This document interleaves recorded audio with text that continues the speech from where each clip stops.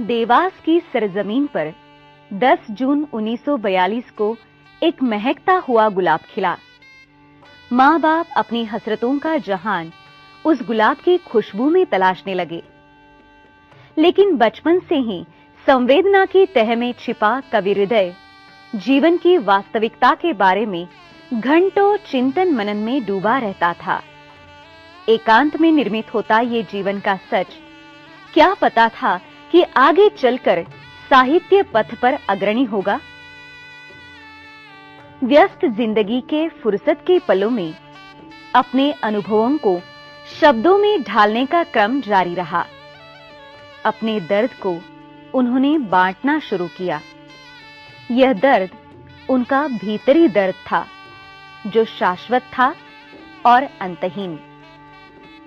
दर्द ही दर्द उनका पहला कविता संग्रह 1999 में साहित्यिक दृश्यपटल पर आया, जिसकी नोटिस साहित्य में भरपूर ली गई। बशीर बद्र ने अपने विचारों को प्रकट करते हुए कहा था, ट्रेन को 4 घंटे बाकी हैं।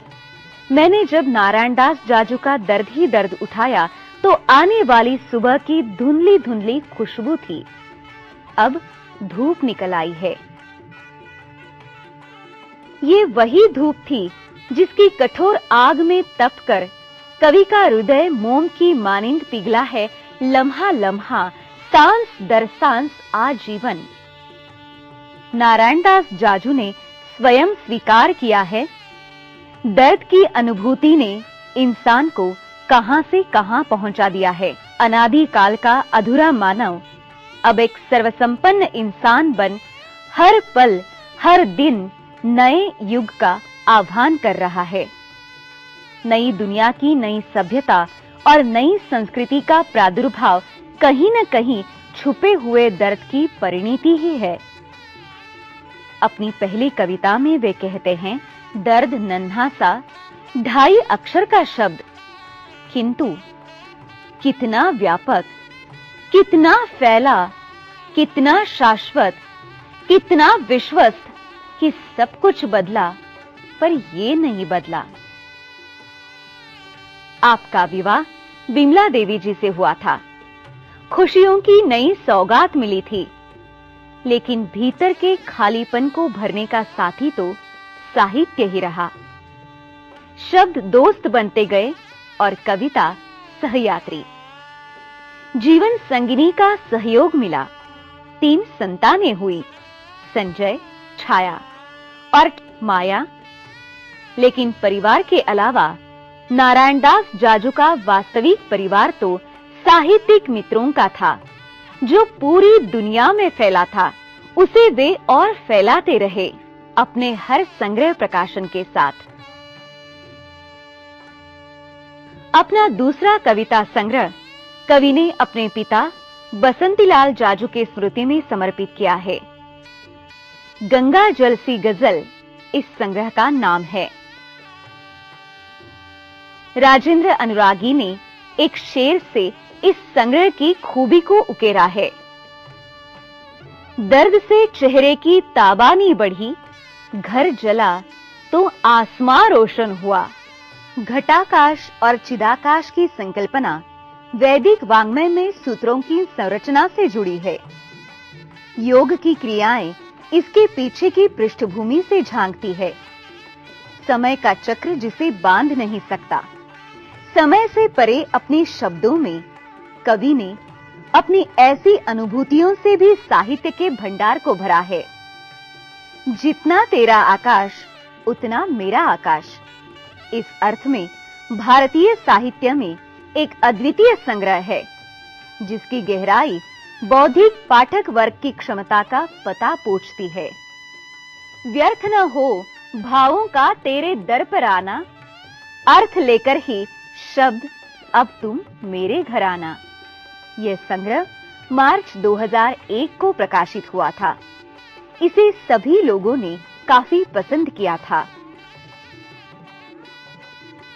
प्यार की फसल मेरी हर गजल। कवि नारायण दास जाजू का हृदय गजल को अपनी आत्मवाणी में ढालने की यात्रा पर तन्हा निकल पड़ा था। जीवन की आंधियों और तूफान में भी गजल की ये ज्योति उनके स्नेह की ओट में सुरक्षित रही। पाठकों के उन्हें प्राप्त खतों से पता चलता है कि कवि के इस संग्रह को बेशुमार प्यार की दौलत हासिल हुई। देश की प्रमुख पत्र पत्रिकाओं में इसकी समीक्षाएं प्रकाशित हुई। एमकॉम, एलएलबी, साहित्य रत्न, FICWA होकर भी कवि ने साहित्य के माध्यम से हिंदुस्तान के आम आदमी की समस्याओं और दर्द को अपने काव्य में जो स्थान दिया है वह बहुत कम कवियों में देखने को मिलता है। इस काव्य यात्रा में एक अनोखा मोड़ आया जब दिसंबर 2006 में उनका लघु कथा संग्रह अद्वितीय प्रकाशित होकर आया। मेहरुन्निसा परवेज जैसी मशहूर कथाकार ने इसके बारे में लिखा है, जीवन भी आकाश की तरह साफ सुथरा और घुला घुला निथरा सा लगता है, पर शाम घिरते ही उस पर कितने तरह तरह के रंग उतरने लगते हैं। मजे की बात यह है कि हर रंग की तासीर भी अलग होती है। नारायण दास जाजू की कहानियों में ये मुख्तलिफ रंग मौजूद है। सभी कहानियां अच्छी है, जिनमें भारतीयता का स्वर और असर स्पष्ट दिखता है। कथाकार जाजू को आने वाले समय का गहरा बोध था। इस अर्थ में वे युगदृष्टा कवि रहे हैं। राजनीतिक स्वार्थों पर कटाक्ष करती उनकी कहानी क्षतपूर्ति पूरे हिंदुस्तान में मशहूर हुई है। अपने जीवन को धर्मनिरपेक्ष भारत की धरोहर मानने वाले कवि नारायण दास जाजू ने शिव के उद्गम चरित्र पर एक आख्यानात्मक पद की संरचना की है। भक्ति से अधिक निराला के कोमलकांत पदावली का अनुसरण इसमें देखने को मिलता है, लेकिन ये धार्मिक नहीं बल्कि आध्यात्मिक काव्य है, जिसके पद का प्रारंभ म से प्रारंभ होता है और अंत भी उसी शब्द से। यह महादेव चालीसा मम महेश मर्म मानस जन जन में प्रख्यात है। कवि की महायात्रा चल ही रही थी कि काल ने अचानक उस पर 17 मार्च 2012 की तड़के प्रहार किया और विराम लगा दिया। तेरे मेरे दरमियां का स्वप्न सजाकर वे महाप्रस्थान कर गए। नारायण दास जाजू एक वो आवाज थे जो सबकी आवाज के रूप में सुनी जाती थी। नारायण दास एक वो दर्द थे जो सबके दिलों के दर्द को साथ लेकर चलते थे। इंसानियत को पूरी तरह से जीकर वो कहीं दूर गहराइयों में इतना डूब गए थे कि उनकी नींद टूटती ही नहीं।